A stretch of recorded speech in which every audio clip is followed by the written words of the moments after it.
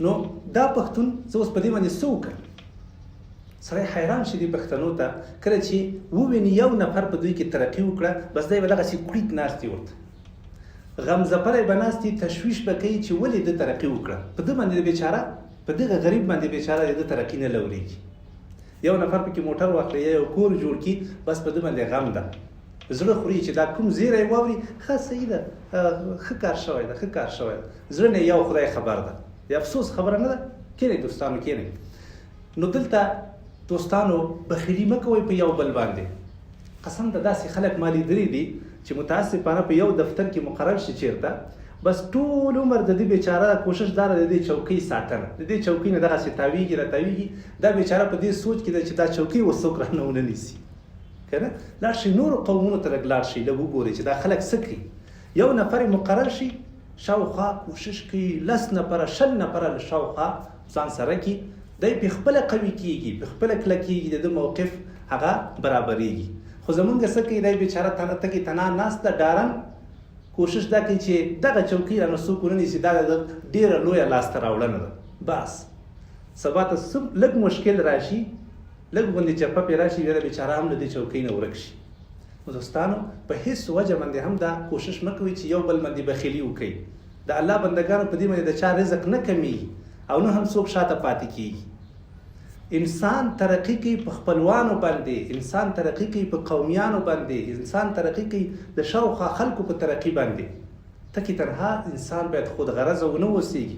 قسم د دې تاریخ کې موږ داسې خلک لرو چې خپل ځانونه، خپل تجارتونه، خپلې ښځې قربان کړي دي د نورو لپاره.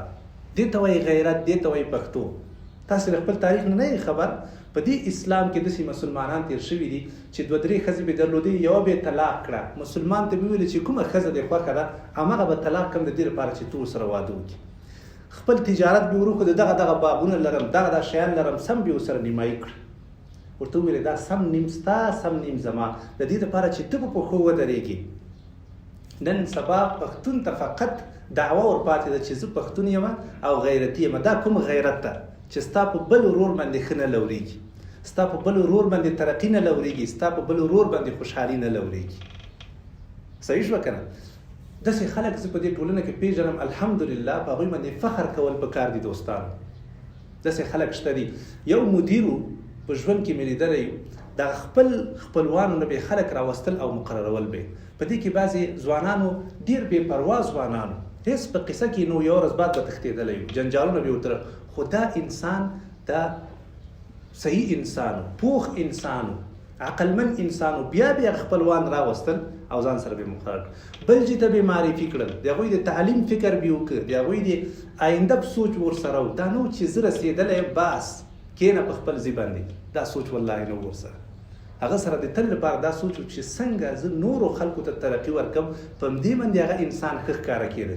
داسې خلک شته دي دوستانو چې د هغوی ته یتیمان ورلغاړې شوي دي، له خپلو بچو نه یې ښه روزنه ورکړې ده. دغه انسان نوم لري، دا انسان حیثیت لري، دا انسان شرافت لري، او دا انسان به انشاءالله نوم به په کلونو په سلهاو کلونو به دې نوم انشاءالله ژوندی وي، دنیا او آخرت یې لاسته راوړي. داسې مه کوئ چې بخیل واوسېږئ. ما ته یو دوست قصه کوله، وایي ما د یوټیوب چینل هم جوړ کړی و، د فیسبوک صفحه مې هم جوړه کړې وه. نو کله به مې دا د یوټیوب ویډیو په خپله هغه کې شیر کړه په دې فیسبوک کې. نو خلکو به کمنټونه کول چې اله ته پیسې وګټلې، اله تاسې پیسو لپاره کار کوئ، اله تاسو ماده پرست یې. افسوس د داسې انسان په حال باندې. ای انسانه، دومره بدبخته انسانان دي دا بعضې، دومره بخیلان انسان دي چې په حتی دی خو پرېږده چې چاته خیر ورسي، د کافرانو خیر یې هم پرې نه لورېږي. داسې ده که نه ده؟ تاسو به اورېدلي داسې خلک د بل چا خیر یې هم پرې نه لورېږي. دا ملګري مې ما ته ویلي، وایي ما ټول عمر کې اوسه پورې په یوټیوب کې اعلان نه ده پلی کړی، اعلان ته مې اجازه نه ده ورکړې. چې اعلان ته اجازه نه ورکړې دوستانو، آیا دا ممکن ده چې تا ته یوټیوب نه پیسې راشي؟ نه راځي که نه. خو دا انسان، دا مریض انسان سره دا تشویش ده چې دا ولې باید زما دا دوست پیسې وګټي. قدرمنو، نبی علیه الصلاة والسلام موږ تاسو ته راهنمایي کړې ده، لا یؤمن احدکم حتی یحب لاخیه ما یحب لنفسه.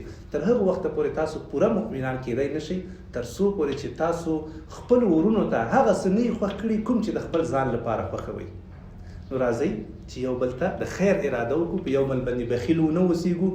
دا په حقیقت کې هغه څوک چې یو بل ته بخیل ده یا په یو بل باندې څه نه لوري، یا په هېڅ وخت کې هم ځان ته غیرتي پښتون نشي ویللی، غیرتي مسلمان ځان ته نشي ویللی. په خپله باندې که غواړئ چې ترقي وکړئ، نور خلکو ته ترقي ورکړئ. که په خپله باندې غواړئ چې په پښو ودرېږئ، نور خلک په پښو ځان سره ودروئ. په دې باندې نه د چا رزق کمیږي، نه د چا عمر کمیږي او نه څوک بې عزته کېږي. قدرمنو دوستانو، اخري خبره، مهمه خبره واورئ چې خپل خو پرېږده، خپل خو پرېږده، ستا دښمن دې هم الله جل جلاله نه غریبوي او نه دې الله هغه بې لاسه کوي. که چېرته هغه غریب وي، بې وسه وي، تا ته به په غاړه کې در پروت وي، ته به ورسره دومره ځورېږې چې د هغه اندازه نشته. نو الله دې هغه دښمن هم مه بې وسه کوه، مه غریبوه. کوشش وکړئ انشاءالله چې په خپله باندې هم ترقي وکړئ، د نورو خلکو د ترقي په اړه هم فکر وکړئ. دنیا او آخرت به انشاءالله ستاسو ښایسته کېږي.